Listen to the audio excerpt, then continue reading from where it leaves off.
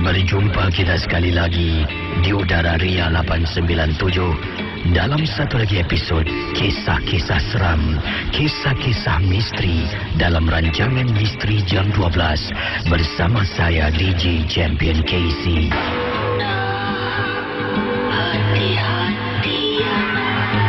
Saudara, sebelum kita mulakan dengan kisah-kisah pada tengah malam ini, di sini KC ingin mengingatkan anda semua, janganlah mudah kita percaya kita terikut-ikut dengan apa yang diketengahkan dalam rancangan Misteri Jam 12. Ingatlah, setiap kisah harus kita anggap sebagai satu hiburan sahaja. Anggaplah mendengar MJ12 ibarat anda menonton filem-filem seram. Misteri Jam 12 hanya satu hiburan. Sekiranya kalau anda mempunyai pengalaman misteri, anda boleh hubungi saya di 669118897. Anda juga boleh kirimkan SMS anda kepada saya dengan kodnya kelab KLUB, jarak, nama anda, kisah misteri anda dan hantarkan ke talian 72346.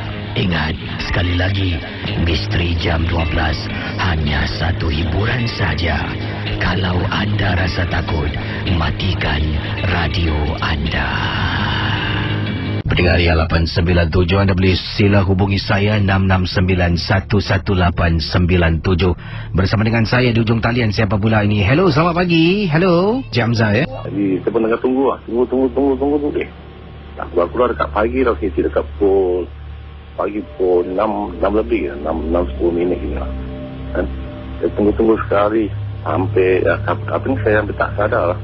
Dia betul-betul kat belakang saya lah. Saya pusing tengok. Ya Allah, dia kat belakang lah. Habis saya pun tak berani buka mata lah. Kan? Itu pengalaman saya lah.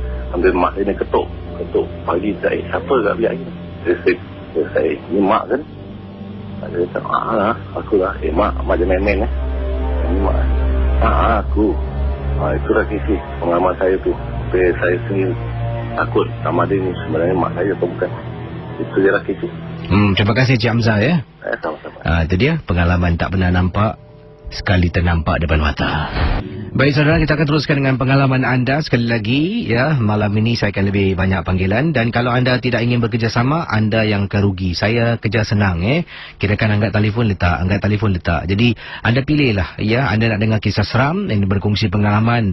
Yang pastinya setiap kali bila saya lebih banyakkan kiriman email dan SMS, ada sebabnya. Sebab panggilan-panggilan kebanyakan yang saya terima ya, selalunya tidak ingin bersuara, yang cerita separuh jalan.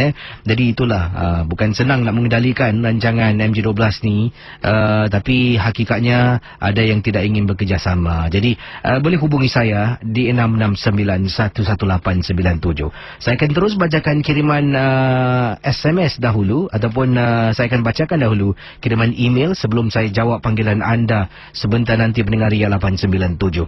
Jadi kisah berikut ini yang ingin saya sempurnakan berlaku di salah sebuah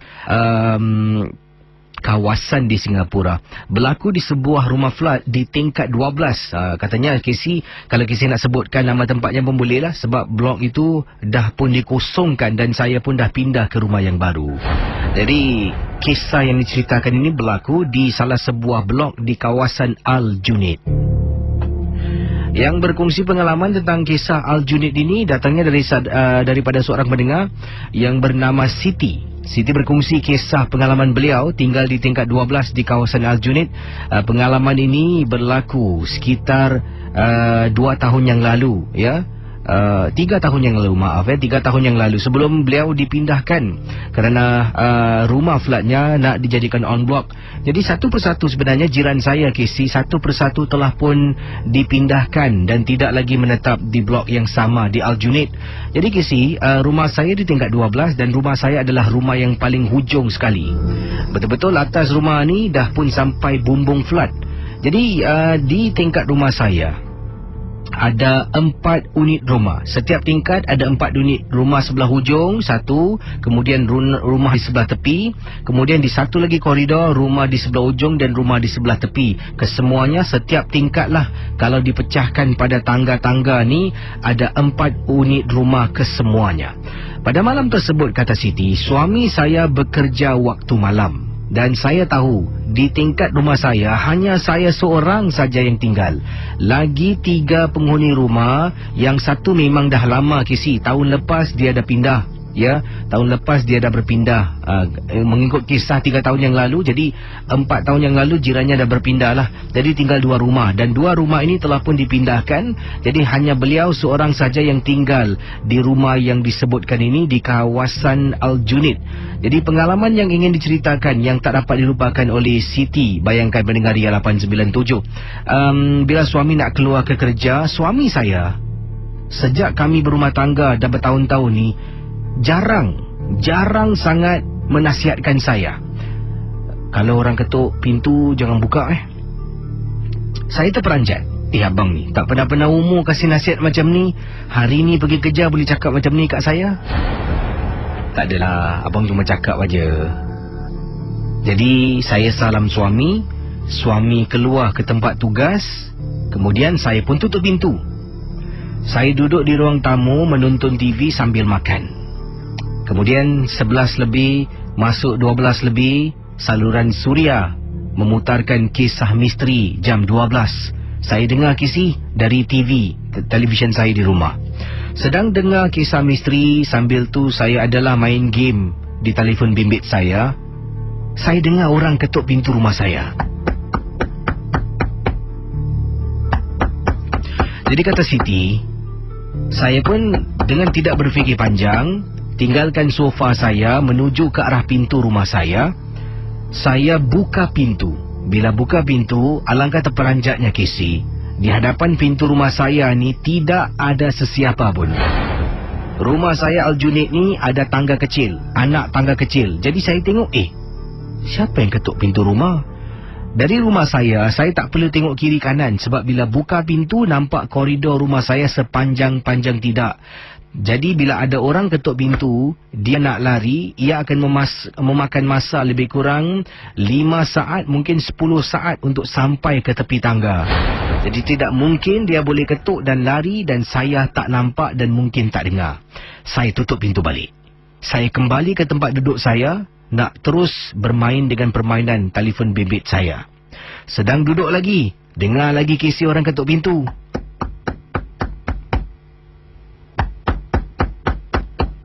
Pendengar Ria 897, kali ini meremang bulu rumah saya. Kerana dalam masa yang sama pintu diketuk, katanya Siti, saya teringat akan nasihat suami saya.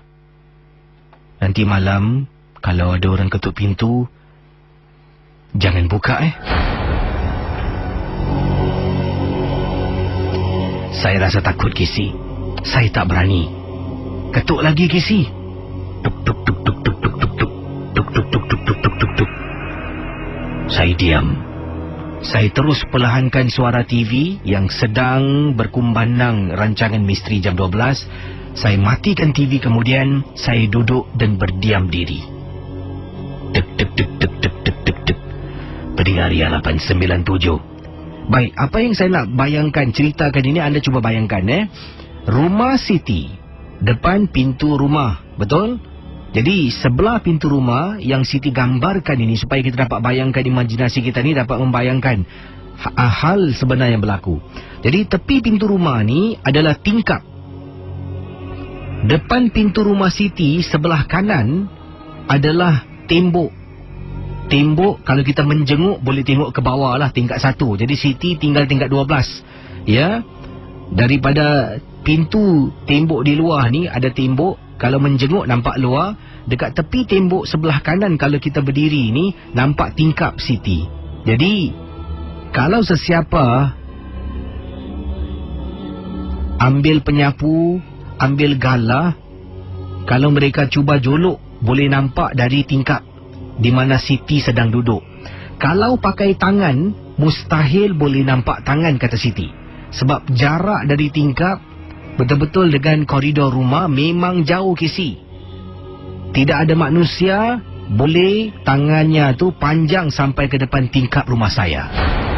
Jadi bila saya sedang duduk ni, dengar orang ketuk pintu.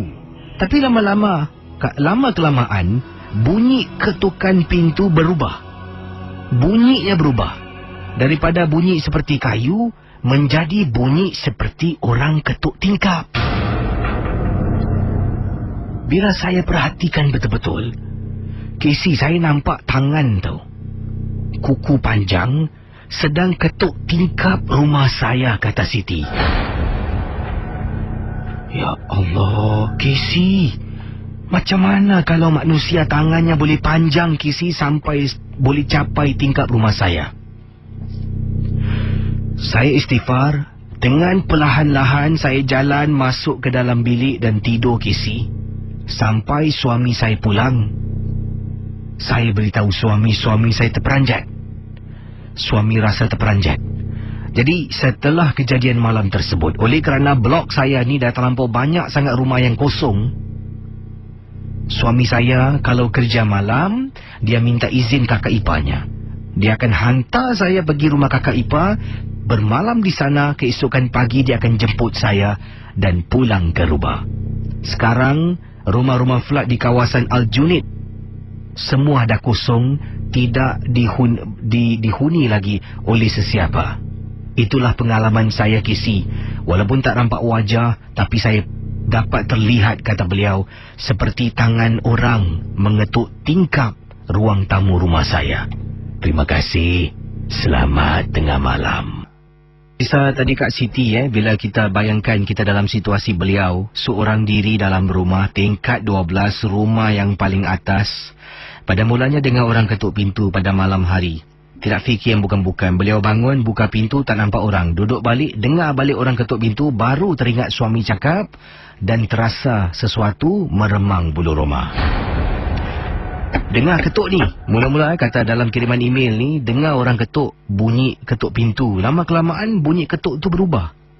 Ya, dan dengar macam bunyi orang ketuk tingkap. Jadi bila Kak Siti perhatikan, dari pintu tu, tangan tu boleh bergerak sampai pergi tingkap rumah. Hai, meremang saya bercerita kat sini. Memang seram, pengalaman yang saya rasa memang cukup menarik. Tapi kadang-kadang itu mungkin hayalan. Sebab Kak Siti juga sedang mendengar rancangan Misteri Jam 12.3 itu. Bila dah dengar bunyi itu, dia matikan radio. Bagaimana agaknya saudara? Bersama dengan saya, kita ada ini Suryati. Apa khabar Suryati? Baik. Suryati buat panggilan dari mana Suryati? Daripada Yishun. Pengalaman Suryati ni. Ini Suryati Yishun tingkat berapa tinggal ni? Tingkat 3. Tingkat 3 tak tinggi lah Kalau tingkat 12 macam tadi seram juga tu Dan pengalaman Suryati tentang apa ni? Silakan. Sebenarnya saya selalu suka beri makan kucing waktu malam kan. Jadi saya pergi kawasan Industrial Park dekat daerah Yishun lah. Pada satu malam tu bila saya pergi, kali ni saya selalunya saya pergi seorang. Jadi pada satu hari ni saya pergi dengan suami saya. Nah, bila sedang kita naik basikal tu lah kan, naik basikal jalan kasih makan kucing-kucing kat daerah tu, tiba-tiba dari jauh saya terperasan ada benda macam, pada mulanya saya sangka itu kapal terbang lah kan. Jadi pasal dia bercahaya, tapi cahaya dia tak macam apa tu, tak merebak tau. Macam segumpal cahaya gitu je. Jadi saya nampak dia jalan perlahan saya daripada jauh tau. Pada mulanya dia nak menuju ke kanan saya lah nak menuju ke ada satu kawasan yang pergi ke apa tu, Kampung Wat Tanjung yang kat Sembawang tu. Okey. Lepas tu tiba-tiba bila saya tepuk suami saya tunjukkan ke arah benda tu, benda tu tiba-tiba menukar haluan. Macam dia menukar haluan terus menuju ke kawasan kami lah, yang tempat mana kami berdiri ni kan. Dia menuju pada kami. Jadi terik, jalan pelan terik. Saya sangka takkanlah kapal terbang boleh tiba-tiba tukar haluan kan. Dia kan dia makin dekat tu, Tiba-tiba dia pergi betul-betul sebelah kami yang ada satu pokok besar tau kat situ. Dia terus masuk kat situ, terus hilang. Saya pun dah takut jugalah kan. Suami saya sampai baca ayat Yasin, ayat kursi semua sampai berterabur. Jadi bila kita tunggu tengok tak keluar-keluar tu, suami saya cakap dah mana kita jalan, kita takut apa-apa kan. Terus suami saya cakap mungkin ini agaknya apa tu yang diorang cakap penanggal jadi saya muskil jugalah nak tanya macam siapa-siapa yang mendengar ni, adakah penanggal macam bentuk gitu, macam percaya tapi dia boleh jalan macam perlahan gitu. Jadi siapa-siapa yang kalau tahu tu cubalah macam kasih balasan daripada ataupun maklumkan pada JC ke dia menerusi radio. Saya pun dah cuba juga pasal dia masuk di belakang pokok tu, terus dia hilang. Terus tak mahu saya pun cakap benda apa ni Pak? Saya pula menegur. Suami saya cakap apa pula awak ni menegur-negur, kita jalan-jalan. Bila kita jalan lah. Bila tegur tu benda tu boleh pusing balik ikut awak lah gitu. Tak nak lah, tak tahu. Kalau boleh jangan. Jadi terima kasih dengan pengalamannya. Terima kasih sama. Kembali. Baik, silakan hubungi saya. Saya suka dengan rakan-rakan pendengar kita yang bekerjasama untuk berkongsi pengalaman kisah. Menarik kisah anda tidak, itu terpulanglah pada yang mendengarnya. Yang penting anda bersungguh-sungguh untuk berkongsi pengalaman ya. Baik, kiriman selanjutnya anda boleh hubungi saya dahulu. Yang ini dari SMS yang saya terima. Datangnya daripada Encik Mani Aslan berkongsi. Assalamualaikum bro Kisi. Waalaikumsalam warahmatullahi taala wabarakatuh. Katanya saya ni ingin ketengahkan satu pengalaman seorang pemandu trailer dan pengalaman saya apabila saya tertidur di tempat meletak trailer di salah sebuah kawasan salah sebuah kawasan di Pasir Ris. Jadi kisah yang saya nak ceritakan ni, oleh kerana terlampau mengantuk, saya nak balik menunggang motosikal pun agak merbahayalah. Sebab di tempat meletak trailer tu, saya letak motosikal saya. Dari sana, lazimnya saya akan balik menunggang motosikal. Dan sekitar 1 pagi, waktu itu memang banyak sangat kisi kontainer yang harus saya bawa. Jadi terpulang agak lewat. Oleh kerana dah terlampau penat, saya pun tertidur kisi dalam trailer di tempat letak kereta trailer. Jadi tempat letak trailer, maaf Jadi katanya Aslan saya gunakan nama Lan lah beliau berkongsi pengalaman. Bila saya tertidur ni, mula-mula saya tak rasa apa-apa lah yang menakutkan kerana dah terlampau penat. Dalam keadaan saya tidur, saya terbau wangi sangat kisi dalam trailer saya. Saya tidur dalam trailer ni, saya tak hidupkan enjin, tak hidupkan aircon, saya turunkan tingkap kiri dan kanan. Jadi sedang tidur ni, tiba-tiba saya terbau wangi. Harum sangat sampaikan saya terbangun kerana tersedak ke si. Jadi saya terbangun, saya bau. Bau wanginya bukan seperti minyak wangi ke si. Bau wangi yang saya terbau ni adalah bau wangi yang menakutkan. Bila dah tersadar, saya bau meremang bulu rumah saya. Sebab ada sesuatu perkara yang boleh saya kaitkan dengan bau wangi ini adalah perasaan takut. Dengan segera saya pun naikkan tingkap kiri dan kanan trailer saya. Kemudian saya ambil barang-barang lah yang saya katanya tinggalkan di tempat belakang. Saya angkat barang. Kemudian apabila saya toleh balik ke depan, terperanjat kisi depan trailer saya ditutup trailer saya dengan kain putih. Dari mana kain putih ni datang pula ni? Tertutup depan cermin trailer saya. Tingkap kiri kanan tidak ada apa-apa yang menghalang. Saya nak turun dah jadi takut kisi. Saya pejam mata, saya baca dan baca Al-Fatihah. Saya baca 3-4 kali kalau tak silap saya. Saya buka mata perlahan-lahan, kain putih tadi hilang. Saya tolak pintu driver seat perlahan-lahan. Tengok atas, tengok bawah, kiri kanan tak ada. Saya lompat turun, kunci pintu, jalan selaju-lajunya menuju ke arah motosikal saya. Sebelum saya pakai helmet, saya cuba menjeling. Saya tak tengok belakang saya cuba menjeling. Casey, di atas kepala trailer saya ni Casey, seperti ada sesuatu warna putih. Mungkin seekor burung. sebab di sana memang terkenal dengan penampakan burung crane. Jadi mungkin seekor burung putih, tapi besar Casey di atas kepala trailer saya. Saya tak berani toleh terus. Saya pakai helmet, hidupkan enjin motosikal dan keluar dari tempat letak trailer di kawasan Pasiris. Saya sampai sekarang tak tahu sebenarnya yang saya nampak tu adalah seekor burung ataupun sebaliknya. Sebab yang saya tahu, saya cuma pusingkan kepala sedikit dan menjeling saja. Bila nampak itu sudah cukup membuat saya rasa takut. Terima kasih dan selamat tengah malam, Casey. Panggilan dari mana, Rizwan? Daripada Dover Delta. Oh, ini Lower Delta Road. Ya. Oh, orang Lower Delta. Jarang dapat panggilan daripada orang Lower Delta. Ini pengalaman anda tentang apa, Rizwan? Pengalaman saya bekerja sebagai pembersih di sebuah hotel. Tapi lama saya tak kasih tahu lah. Okey, saya kerja sebagai malam 11 sampai 7 pagi. Sekiranya kita punya company lah, lepas tu projek kan lamba 18. Nombor kita nombor 18. Company ambil tu, company tetap lah. Itu sebuah hotel lah. Jadi itu basement kita bikin ni, bagian-bagian basement lah. Basement 1, basement 2 and basement 3 lah. Jadi kita bikin sebagai cleaning the floor lah, bersihkan the floor. Jadi malam pertama tu saya sama rakan-rakan saya sama 3-4 orang lah, kita bersihkan tempat lah. Jadi kita bagian bawa mesin semua. Ya, sebagai mok lah, pagi-pagi lah kerja. Tapi satu hari tu saya pergi pekerja cakap lah, okey lah, korang pergi makan lah, tinggal satu barang lah. Jadi terbaikkan lah, tu baik tu lah pergi makan lah. Jadi dah pukul 2 malam tu saya dengan scrubbing kan. Cakap sekarang kita scrubbing depan orang, sedut itu air yang kotor lah dari mesin dia. Tapi kenapa bila kita mula, kita start sampai ke belakang, ada orang mokkan kita tau. Mok tu boleh berjalan, mokkan kita. Yang kita selalu kita dah scrubbing dan kita sedut bersih, kita kena stop, kita kena pergi langkah tu, mokkan balik tempat lah.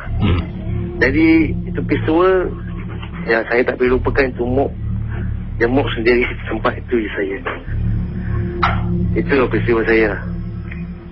Okey, jadi pengalaman ini ada soalan kebetulan dah telefon, abang dah telefon saya ni. Ada rakan kita yang berkongsi dari kiriman SMS. Yang ini nak tanya pada anda, mungkin ada pengalaman yang serupa. Katanya, Casey, boleh tak tanya para pendengar Ria tentang pengalaman yang saya alami ini. Katanya ini dari Ayu berkongsi.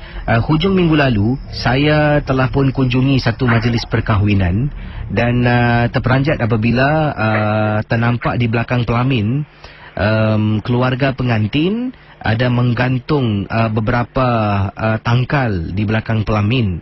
Dan apakah sebenarnya tujuan menggantung tangkal tersebut? Mungkin anda pernah nampak tak, bang? Orang gunakan tangkal ke bila majlis persandingan ke, atau macam mana? Oh, kalau tentang tu saya kemusikan pasal apa, saya punya saudara ada bikin keluar masak.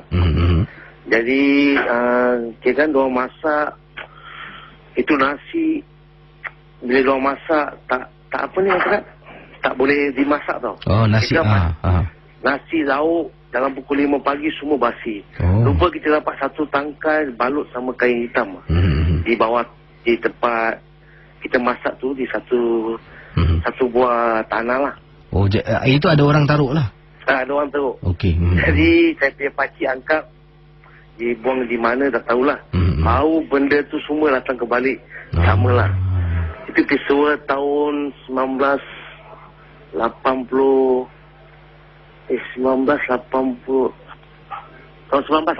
lah. Jadi yang nasi tak masak tu mungkin sebab daripada bungkusan hitam yang mereka jumpa. Ya. Terima kasih Okey. Jadi mungkin para pendengar Ria boleh bantu hujung minggu lalu rakan kita namanya Ayu telah pun menghadiri satu majlis persandingan, dan bila dia berjalan di belakang pelamin, dia terperanjat di belakang pelamin tu ada tangkal, beberapa tangkal yang digantung oleh siapa tak tahulah. Mungkin keluarga pengantin, mungkin tukang masak, mungkin mak andam, mungkin makcik pakcik, tak pastilah. Kita tak boleh menuduh sebab kita tak tahu, tak nampak. Jadi apakah tujuan sebenarnya menggantung tangkal ataupun kain bungkusan ke di belakang kelamin tu? Mungkin ada penjelasan yang boleh kita berikan. Terima kasih kerana bertanya Ayu. Kita dapat pandangan dari rakan kita. Dan awal tadi juga kata abang kita tu yang masak nasi tu, bila mengendalikan majlis tukang masak tu, nasi tak masak-masak. Yang ini daripada siapa ni? Apalah nama, susah betul nak sebut. Baik. Supri. Supri kata, Assalamualaikum Gisim. Waalaikumsalam warahmatullahi taala wabarakatuh. Saya ingin ketengahkan peristiwa yang berlaku di tempat tugas saya. Saya ini bertugas sebagai seorang technician bersama dengan sebuah syarikat.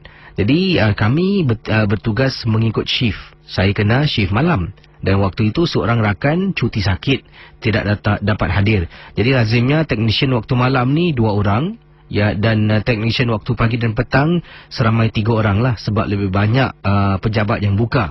Jadi saya bertugas dengan syarikat ... saya tak nak sebutkan. Tugas kami senang. Kalau ada masalah-masalah printer tak boleh cetak, ataupun masalah-masalah fotokopi mesin yang tidak boleh berfungsi dengan baik, nanti mereka akan telefon tech room lah, dan kita akan datang untuk bantu mereka. Jadi saya mendapat panggilan sebenarnya. Seperti saya katakan tadi, bayangkan pendengar Ria 897. Kita akan berehat sekejap lagi, tapi sekarang kisah daripada abang kita ni berkongsi pengalaman. Jadi bila waktu pagi dengan waktu petang, technician yang bertugas 3 orang lah. 3 pagi, 3 petang. Bila malam tu hanya 2 orang, sebab ada pejabat-pejabat yang tidak berfungsi, tidak beroperasi lah. Tutup pejabat. Jadi pejabat yang beroperasi itulah akan kalau ada masalah dia akan bantu. Jadi katanya rakan kita ni, kisahnya begini, anda dengar ya. Saya sedang duduk dalam tech room saya, tiba-tiba dapat panggilan. Saya angkat telefon dan dengarlah ada orang panggil. Orang kata fotokopi mesin rosak. Saya tanya bilik mana, dia cakap lah, department yang ini, bilik ini. Saya pun letak telefon. Saya angkat beg saya ni menuju ke arah department yang disebutkan. Dalam perjalanan ni, saya baru teringat, department ni mana ada orang? Selalunya department yang saya nak pergi ni, Casey, iaitu marketing and sales, pukul 6, paling-paling pukul 7 malam dah tutup kedai. Casey, saya dapat panggilan pukul 1 pagi. Pukul 1 pagi, cakap ada fotokopi mesin rosak. Saya tak puas hati, Casey. Saya duduk balik dan tunggu. Tak ada orang telefon. Saya telefon department tu, bunyi berdering lama, Casey. Tak ada orang angkat. Telefon lagi, tak ada orang angkat. Rasa ada benda tak kena ni. Tak apa, saya duduk dan tunggu. Sekali lagi, Casey, telefon berbunyi. Saya angkat. Hello? Seperti ada orang suara garau dan berangin.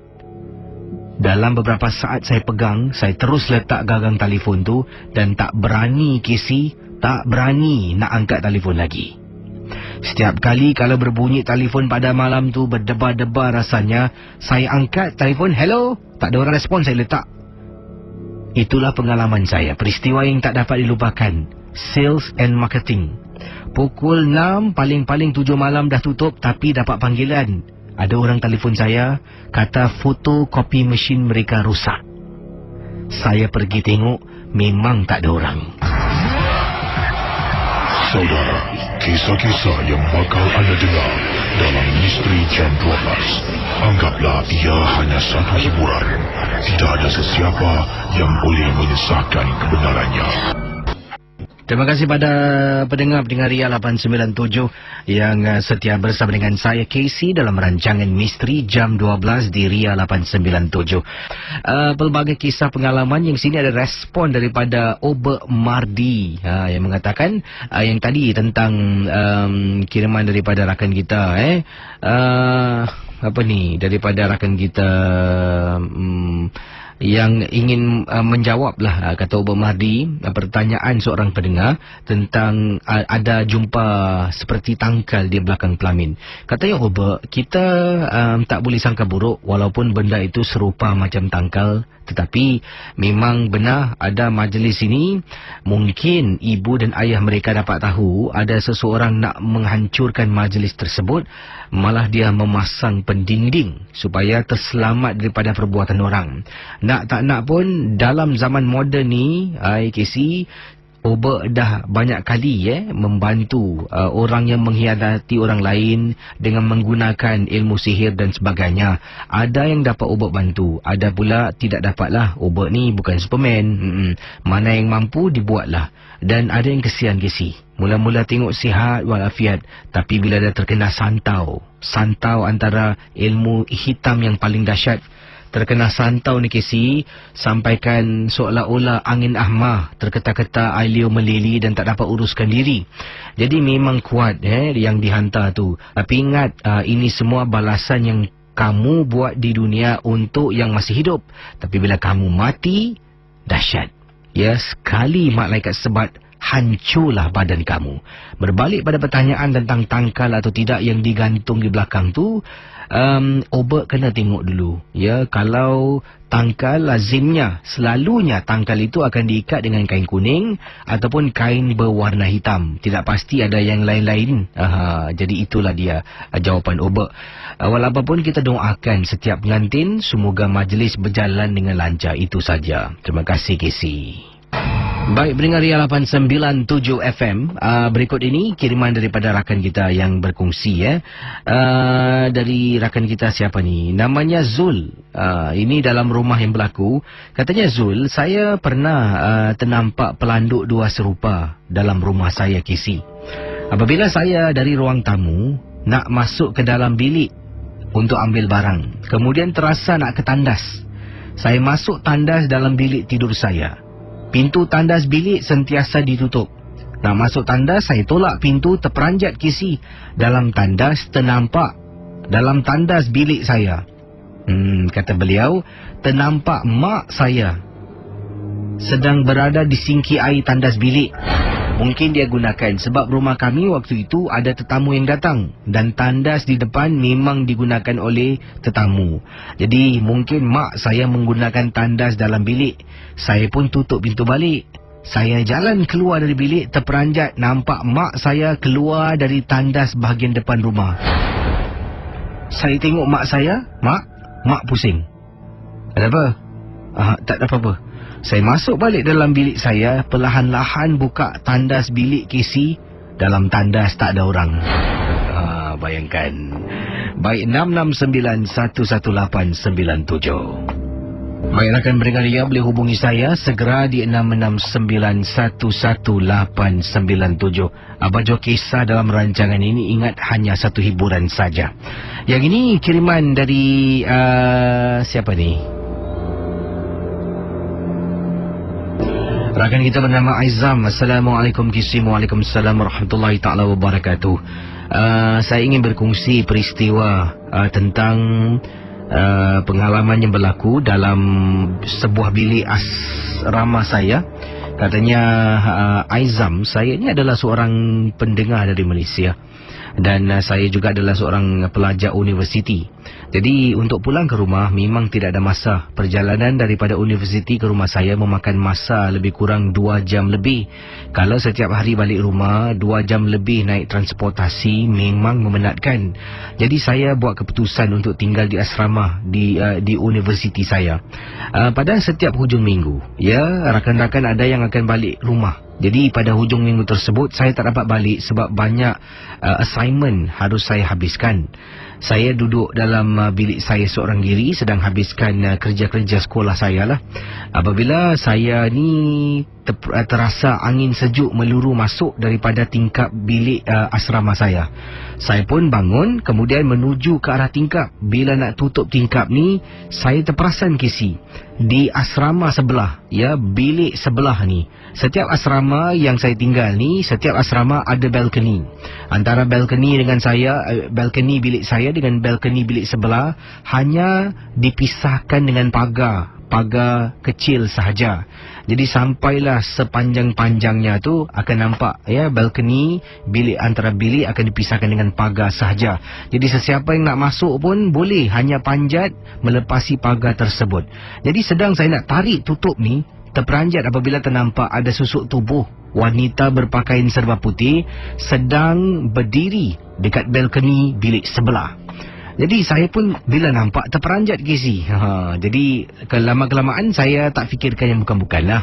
Mungkin pelajar bilik sebelah. Saya pun tutuplah tingkap bilik asrama saya. Saya kembali ke tempat duduk nak belajar. Apabila saya baru nak duduk dan pandang terperanjat saya Casey, wanita yang tadi berdiri dekat sebelah tiba-tiba ada di balkoni bilik saya tetapi memandang ke arah luar di mana belakangnya membelakangi saya. Bila saya nampak, saya istighfar, berkali-kali istighfar sambil saya pejam mata, saya kebelakangkan diri saya sebab takut melihat keadaan wanita tersebut. Memang cukup menyeramkan malam itu. Saya perlahan-lahan Casey melangkahkan kaki tanpa toleh belakang lagi sebab dah takut, keluar dari bilik. Kemudian saya ketuk bilik sebelah. Berkali-kali ketuk, tidak ada respon. Tidak ada respon Casey. Jadi oleh kerana itu saya turun ke bawah, kemudian pergi ke kantin. Di sana ada beberapa lagi pelajar asrama yang saya kenal. Kami pun duduk berbual-bual dan saya tanya tentang bilik nombor ... di asrama saya. Dan dia mengatakan bilik itu memang dah dikosongkan sebab katanya sebelum ni ada seorang pelajar lelaki gantung diri. Bila saya dengar, saya terperanjat Casey. Itu dia Jadi bayangkan pendengar Ria 897, kisah daripada Aizam berkongsi dalam rancangan Misteri Jam 12. Okey, saya baru terima kiriman message. Tapi message ni bukan message melalui kiriman Ria. Message kepada telefon bimbit peribadi saya lah daripada seorang rakan. Biar saya baca katanya ini daripada, saya rahsiakan nama rakan saya lah. Saya gunakan nama bukan nama betul, nama bidik namanya Wan, bukan nama sebenar, nama samaran. Kata Wan, bro, awal tadi bila dengar MJ12 tiba-tiba kakak aku terpekik dalam bilik. Kakak aku terpekik dalam bilik dan bila lari tengok dia menggigil ketakutan sambil mata memandang ke arah tingkap. Aku berdiri dekat pintu bilik pun dah seram. Tengok-tengok tingkap tak nampak apa-apa, cuma angin yang tiup langsir berkibaran. Kemudian panggil katanya rakan saya Wan ni, bukan nama sebenar, panggil mak dengan bapak lah pun yang dengar. Mereka keluar bilik, ternampak kakak dalam keadaan ketakutan. Bapak suruh ambil air dalam cawan, kemudian dibacakan, disapukan muka kakak, suruh kakak minum. Kakak dia bawa keluar dari bilik. Kemudian sedang bapak berbual-bual dengan kakak, tiba-tiba dalam bilik terdengar Casey bunyi tingkap. Padahal tingkap rumah kami tingkap besi. Kalau nak tutup tu kena gunakan tenaga yang kuat sebab kena tarik. Kalau angin tiup dia tak akan bergoyang. Tapi ni Casey bunyi seperti tingkap dihempas sekuat-kuatnya. Seram juga bro. Dan ada kepatut bapak aku kata malam ni tidur bilik kakak boleh, biar kakak tidur bilik kau. Aku sekarang sedang tidur di ruang tamu sambil mendengar MJ12 gunakan earphone. Terima kasih dan selamat malam bro. Take care. Wow. Bayangkan kakak dah ternampak dalam bilik bapak cakap, Wan, malam ni kau tidur bilik kakak kau kakak kau tidur bilik kau. Bapak pun tak romantik betul lah bapak ni. Pendengar Ria 897, anda boleh sila hubungi saya 669-11897. Bersama dengan saya di ujung talian, siapa pula ini? Hello, selamat pagi. Hello. Selamat pagi. Nama saya Syarul. Hello. Hello, siapa ni?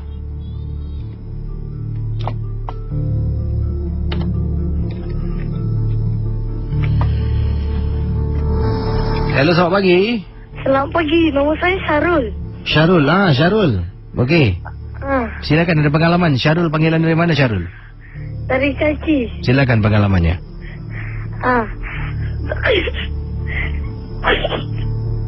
Tak apalah Syarul awak boleh ketawa masuk Gate Central. Terima kasihlah Syarul.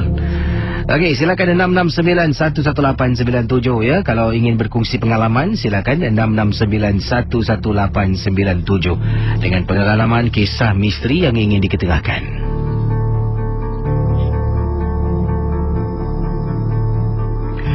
Saya sebelum tu saya nak tanya anda soalan yang tadi baru berlaku lah. Seorang kawan saya yang kirimkan message. Sekarang ni kakak dah ternampak sesuatu dalam bilik tidurnya di tingkat bilik. Ternampak sesuatu sampai terpekik kakak. Jadi sekarang ni masalahnya kakak dah tak nak tidur bilik tu lagi untuk malam tu ataupun malam-malam mendatang. Jadi oleh kerana itu bapa mengarahkan anda ni sebagai adik ke abang lah kata okey hari ni besok lusa tulat kakak tidur bilik kau tidur bilik kakak. Sekarang anda nak tidur tak bilik kakak anda? Nak tidur tak nak? Jadi apakah perlu anda jawab ni sekarang? Macam mana ni Ayolah, kalau saya tak apalah, saya ikut kawan saya tidur di living room, ruang tamu Siapa nak pergi tidur dalam bilik pula tengah tidur.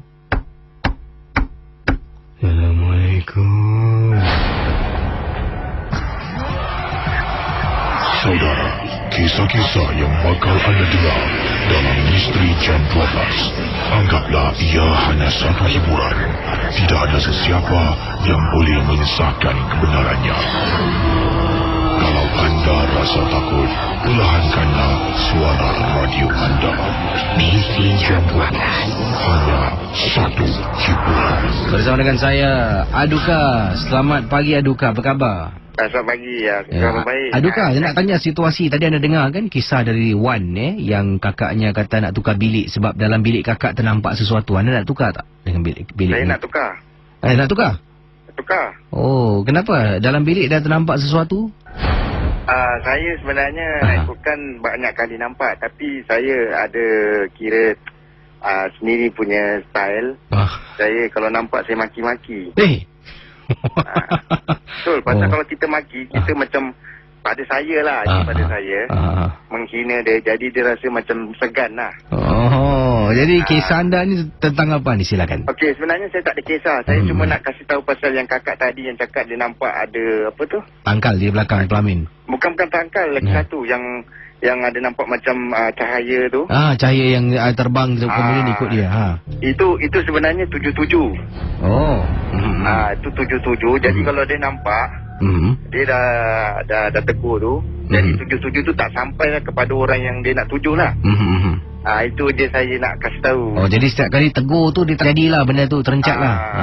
Pasal apa?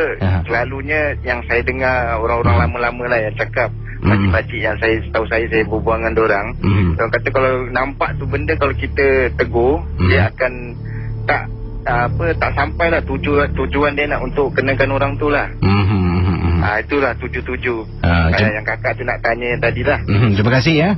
Sama-sama. Kembali. Baik. Anda boleh hubungi saya. Silakan 669-11897. Bagaimana agaknya? Saya simak komen-komen anda dahulu sebelum kita terus dengan pemanggil kita di ujung talian. Ada yang kata Mas Arjuna, anak jantan lah katakan. Itulah. Jadi bagaimana agaknya? Kalau sekarang bapa ni suruh tidur. Wan, kau tidur bilik kakak kau. Tadi kakak kau nampak ada. Cakap lah misal kata lah. Misal kata indirect ni macam tu lah. Dalam bilik kakak kau tadi kakak kau nampak ada barang, ada benda, ada cik pun kakak kau tadi bilik kau untuk 3-4 hari ni. Kau boleh macam mana? Ayolah, pengalaman-pengalaman yang kisah diketengahkan ya. Ada juga yang kata di sini dari rakan kita, ya bang kena tidur bilik kakak saya ini dah baca tadi. Jadi saya nak minta pendapat pandangan anda. Apa yang mungkin reaksi anda kalau situasi itu anda dalam situasi tersebutlah bapa anda suruh bukan terencat gisi tapi terbantut gisi maki-maki dia kira macam menghina dia pandainya kau. Katanya ini di Facebook lah. Tarawis Al-Syahid katanya cuba kalau kita dimaki mesti kita marah kan. Katanya setakat berani sudah cukup, jangan takut terhadap dia. Maki-maki nanti terkena nanti balik. Takkanlah hantu nak maki balik kalau kita maki dia maki kita balik, dah gaduh Bayangkan manusia dengan hantu bergaduh Hutang kau balik Gaduh ni manusia dengan hantu. Wan, buat apa tu Wan? Inilah dia cakap orang otak. Dah satu kes kronik. Baik, 669-11897. Kita bersama dengan Cik Sidik di ujung talian. Apa khabar Cik Sidik? Baik, alhamdulillah. Panggilan dari mana Cik Sidik? Lagi Hogang. Orang Hogang dekat Hogang lama ke Hogang baru ni? Hogang lama. Hogang lama ni dekat interchange lama lah ni. Tak berhodopo. Oh, jadi pengalaman Cik Siddiq tentang apa yang nak ketengahkan? Pasal saya dalam ini cerita pendalaman dalam 3-4 bulan saya pernah jumpa dalam satu buluh petak ada ikat kain kuning dengan kain hitam. Oh, ni dua petak diikat kain kuning kain hitam ni di mana? Di tepi laut saya jumpa. Oh, okey. Jadi silakan. Bila saya yang tepi laut, saya jogging that time. Kali saya jumpa benda kat tepi laut terapung-apung. Kali saya angkat, dia tengok kain kuning dengan kain hitam tu ikat. Saya pun nak tahu apa kat dalam dia. Kali saya buka, saya tengok buluh Kali saya goncang, dalam buluh tu ada satu bunyi macam ada barang. Saya pergi kat lampu terang. Tapi kawan saya cakap, dah adik buang sudah. Yang main-main ni barang. Saya cakap, tak apa, kita tengok apa ada. Mana tu? Rezeki Allah ke apa. Apa nak kasih. Kali saya pecahkan, saya tengok paku karat dia panjang. Dalam antara dalam tu. Ada paku karat Jadi lepas tu dalam 3-4 bulan saya satu orang, saya tidur kat padang bola satu orang dalam pukul 1 lebih pagi Bila saya baling, saya tengok bulan ngambang-ngambang. Saya dengar suara burung 5 ekor burung bangau. Terbang, dia pusing kat macam bulatan pada saya Saya perhatikan dekat di mana kali dia pusing. Lepas tu semua lepas tu pusing tuju pergi lautan macam Indonesia 5-5. Itu aja saya nak cerita. Terima kasih Cik Siddiq Okey, sama. Kembali. Baik, pendengar 897. Jadi ada yang beri respon kepada situasi yang saya ketengahkan awal tadi Saya harap kawan saya dan kakaknya dan keluarganya dalam keadaan yang baik lah Bayangkan, tak tahulah, mungkin kakaknya beliau tidak beritahu sedang mendengar. Tapi setahu saya lah kakaknya ni memang penakut tak akan dengar MJ12. Yang akan dengar kawan saya ni satu je lah peminat setia. Kakak terpekik, babe. Sekarang kena ganti tempat kakak. Kata Pisen Eng ini di Facebook DJKC ni, katanya kalau saya tidak mungkin tidur dekat bilik kakak, tetapi di living room lah. Dan lampu bilik ruang tamu tu akan saya buka terang-terang. Penakut juga kamu ni Yang gini pula kiriman-kiriman yang lain tentang kiriman-kiriman yang lain. Okey, ini daripada rakan-rakan kita. Terima kasih kerana sudi berkongsi pengalaman dan juga pendapat pandangan anda. Selanjutnya yang ini SMS dari rakan kita, Casey. Kalau saya sebagai seorang ayah kata Haji apa ni? Kata Haji Hashim kalau saya sebagai seorang ayah, saya tidak akan suruh anak lelakinya pun tidur di bilik yang sama. Apa yang berlaku, saya akan masuk dalam bilik itu. Mungkin kalau saya tak penat, saya akan mengaji untuk beberapa surah. Kemudian pada paginya akan solat subuh di bilik tersebut. Dengan berbuat demikian secara tidak langsung akan menghalau segala apa yang ada di tingkap yang kita tak boleh lihat. Lazimnya yang senang melihat adalah wanita, sebab mereka ni lemah semangat. Nak-nak bila wanita dalam keadaan badan tidak bersih, memang senang melihat, bukanlah boleh nampak dengan jelas di depan mata. Selalunya ketika wanita tu nampak, dia dalam keadaan sedar tak sedar. Mungkin dia sedang berhayal, sedang membaca. Tiba-tiba terperasan seperti di tingkap ada rambut panjang, muka hitam, mata terbeliak, sedang memerhatikan. Itulah pengalaman anak saya sendiri, Casey. Setelah dia menziarahi, sebenarnya ada kematian rakan, nenek pada rakannya. Dia pergi menziarahi si arwah sebab rakan ni rapat dengan neneknya. Dia balik, dia beritahu saya kepalanya pening.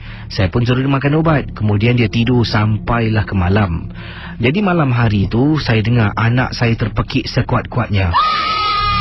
Saya lari masuk ke dalam bilik apabila dia istighfar. Dia istighfar berkali-kali sampai saya dengan isteri datang. Saya pegang tangan anak saya, bawa dia keluar. Kemudian saya menjenguk ke dalam bilik, tidak nampak apa-apa.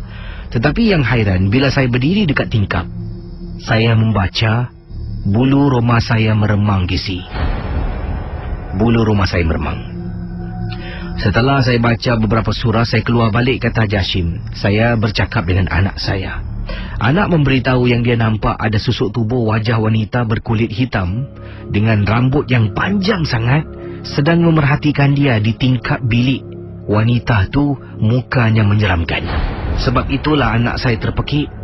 Jadi saya kata pada anak saya, tak apa, mungkin dia datang nak mengganggu kau saja. Nasib baik, Casey, anak saya dapat mengawal. Terima kasih dan selamat malam. Rancangan ini hanya satu hiburan. Jangan percaya dan terikut-ikut. Terus bersama Ria Insomnia di Ria 897 FM. Saudara, sekali lagi terima kasih. Dan ingat, apa jua yang anda dengar dalam rancangan ini hanya satu hiburan. Jangan percaya dan terikut-ikut. Misteri Jam 12.